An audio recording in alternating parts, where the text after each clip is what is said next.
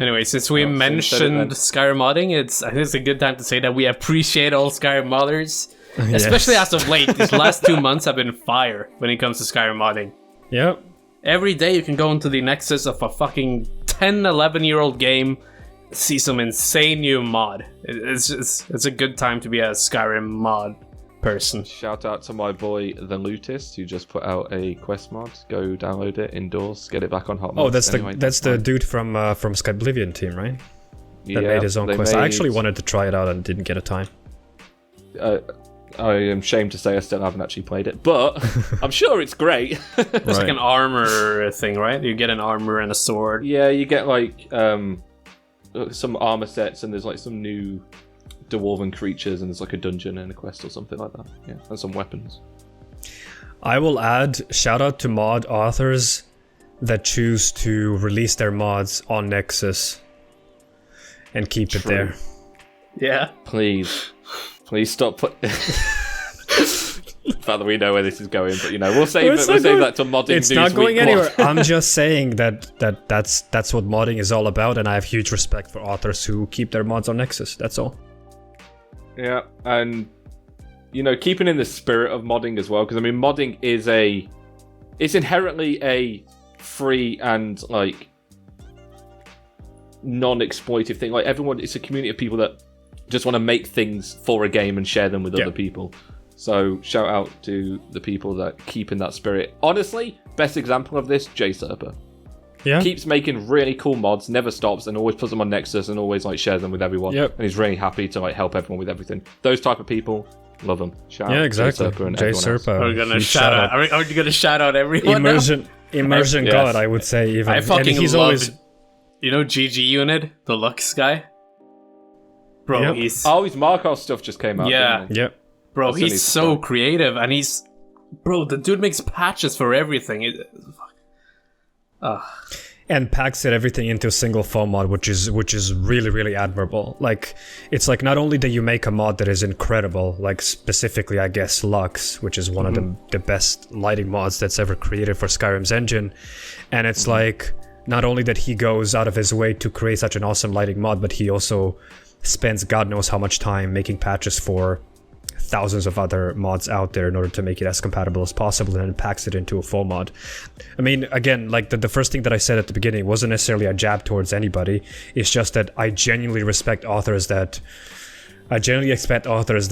go out of their way to put stuff on Nexus and keep it there, regardless of what they are outside of the realm of modding. I think it's really cool when somebody just decides to put their creation out there and just let people experience it without expecting anything in return, because originally that's what the modding is all about. Yeah. And obviously this particular subject treads carefully towards the realm of charging for mods or early access mod and stuff like that, and I don't necessarily want to delve too much into that. If you want to do that, that's all on you. It's just that genuinely ever since that became a thing, I have much more respect to people like Serpa or GG Unit. I mean, honestly, I'm a big fan of Anaya Sion. Hopefully I'm pronouncing that correctly. I know some people had some weird beef with him in some Reddit posts or whatever, but like he puts everything on Nexus and it's always there, gets updated.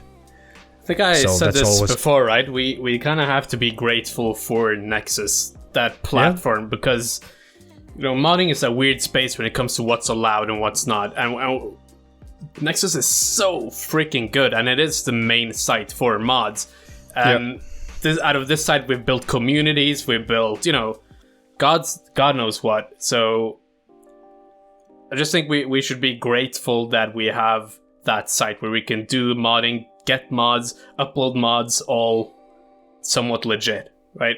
I mean, we wouldn't be doing what we're doing even without now. Nexus. Never mind this podcast, but just even our channels without Nexus, even just giving a platform for mods to become as big as they are. Because modding, let's admit it, modding wouldn't be a community and be big without Nexus providing the platform for it to happen. If they were all on random sites like Lovers Lab and what's the other one that Vector Plexus and all these random ones, if those are the only places you can get mods, I'm sure there's communities there that are on them, but the fact that we have this big one centralized community which is the Nexus modding community, is a huge thing. And Bethesda would have never put mods on their own game if Nexus wasn't there, like, leading the charge. Shout out to them. Yeah, shout out for Nexus and like their administrators or whatever. Such huge heavy lifting for the modding community, specifically Skyrim, Fallout, and a few others.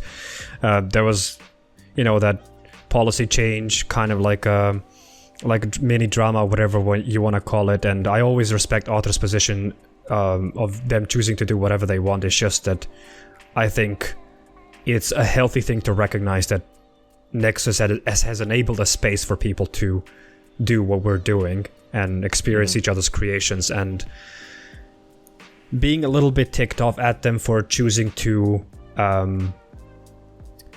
set up rules and regulations within their own space.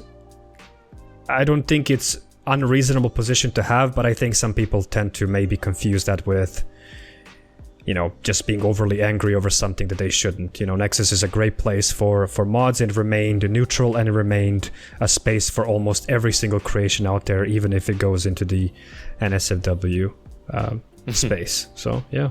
And speaking of, shout out to everyone out there that make good armors that I can actually show on YouTube without getting banned. Shout out to all the people who make armors from there. Have you seen even the skimpy ones? Have you seen how good they are? Yeah, they're all but we can't show them on YouTube. I've done before. I've done them in the past as well, but I branched out. I was like, I don't want to do these NSFW stuff. Not that I have anything against them. I actually welcome it. It's just YouTube is not a very welcoming space for that. True.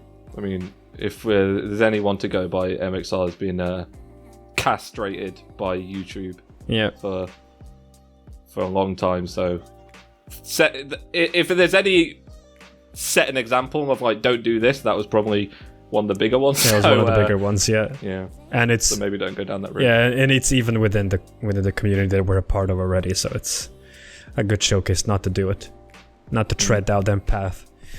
But yeah, Nexus is awesome. Big shout out to them, and also big shout out to all of the authors again for uploading their stuff there and keeping it there, because it's awesome. Damn, everybody gets to experience it.